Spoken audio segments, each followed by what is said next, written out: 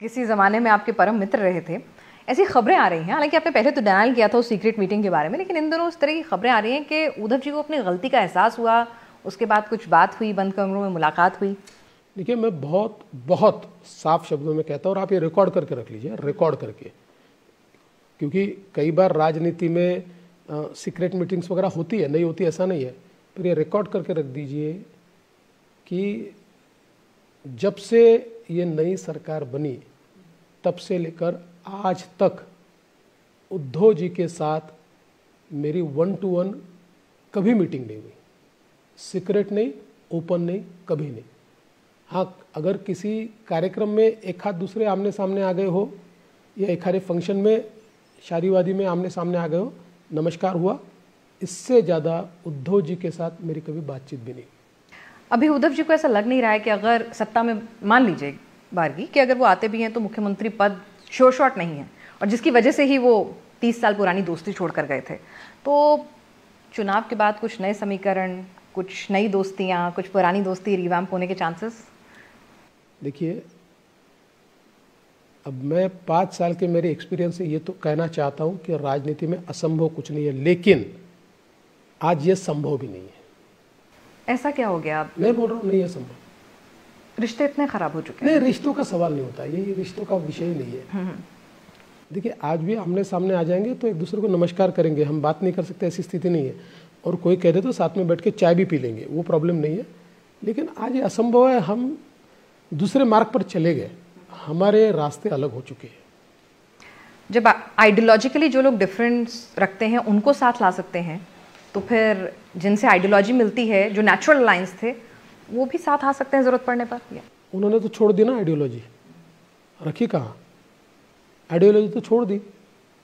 अब तो वो भी वोट जिहाद वालों के साथ चले गए, अब वो भी अपीजमेंट की पॉलिटिक्स करने लगे। जिस राजनीति को हिंदू हृदय सम्राट शिवसेना प्रमुख बाला साहब ठाकरे ने सिरे से नकारा, उसी राजनीति को उन्होंने अपने पास कर लिया। तो इसलिए अब कहाँ आइडियोलॉजी की बात रही? लेकिन वो कह रहे हैं कि आपका जो हिंदुत्व है ना, वो चुनावी हिंदुत्व है। असली हिंदुत्व उनका है जिसमें सबका साथ सबका विकास, जो आपका नारा था, वो भी है, और मुस्लिम ब्रदरहुड भी है। देखिए, न मैं उनको सर्टिफिकेट दे सकता हूँ, न वो मेरे को सर्टिफिकेट दे सकते हैं, लेकिन मैं इतना ही कहना चाहता हूँ, हमारी पार्टी का जब जन्म हुआ ना, तब से हम हिंदुत्ववादी हैं, बात को समझ लीजिए। इसलिए मेरा हिंदुत्व क्या है, उनका हिंदुत्व क्या है, इसका सर्टिफिकेट न वो दे सकते हैं, न मैं दे सकता हूँ।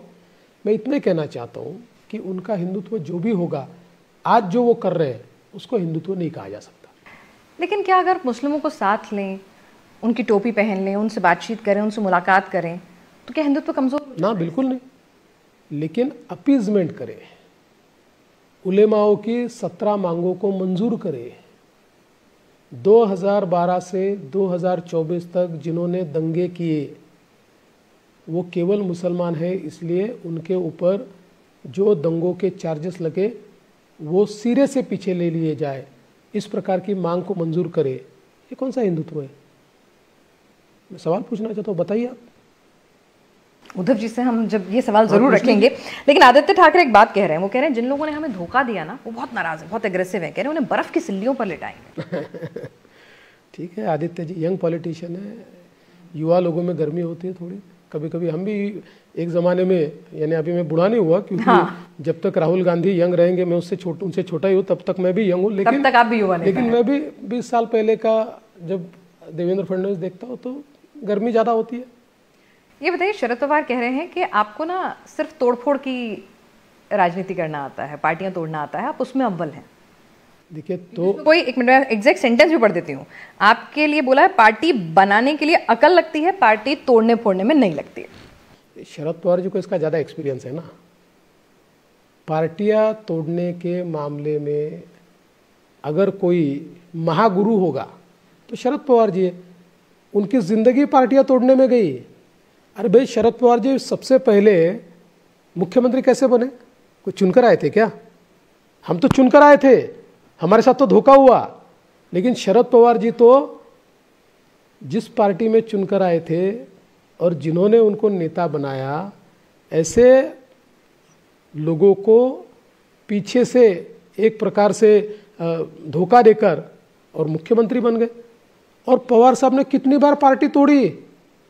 इस देश में सबसे ज्यादा बार पार्टी तोड़ने का काम अगर किसी ने किया है, the most experience person is mister Sharad Pawar. पार्टियां तोड़ी, परिवार तोड़े, क्या क्या तोड़ा, क्या क्या तोड़ा। और देखिए, ये पार्टियां जो टूटी, हमने नहीं तोड़ी, ये उनकी अति महत्वाकांक्षा के कारण टूटी है।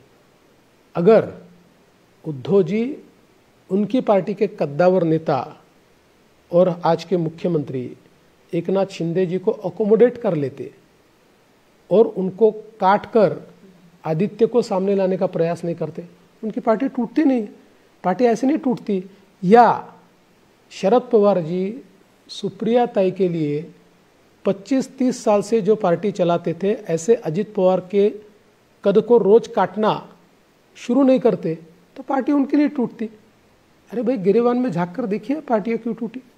लेकिन कहा तो ये भी जाता है कि भाई आपने शिंदे जी को मुख्यमंत्री पद का इतना ल्यूक्रेटिव ऑफर दे दिया था कि कोई भी पार्टी तोड़ के चलाएगा। इतना आसान होता है पार्टी तोड़ना? देखिए, मैं तो राजनीति में नहीं हूँ, मेरे सवाल पूछना आसान होता है। नहीं, इतना आसान थोड़ी होता है भाई पार्टी कोई ऑफर दे दे और कोई तोड़कर आ जाए। ऐसी चीजें नहीं होती है राजनीति में, ये बोलने वाली बातें हैं। जब लोकसभा चुनाव के दौरान हमारी बातचीत हुई थी, आपने ये बात बहुत बेबाकी से स्वीकार की थी कि कहीं ना कहीं लोगों के बीच में एक सेंटिमेंट है उद्धव जी को लेकर। उनकी पार्टी टूट गई, लोगों का साथ छूट गया, थोड़ा बहुत सेंटिमेंट शरद पवार जी के साथ भी है। क्या वो सेंटिमेंट अभी आपको लगता है कहीं? देखिए, मैंने उस समय ऐसा कहा था, लेकिन वो वोटों में तो नहीं दिखा ना। हाँ। लोकसभा में भले उनकी सीटें ज्यादा आई, लेकिन उनका कोर वोटर जहां है वहां सब जगह वो हारे हैं।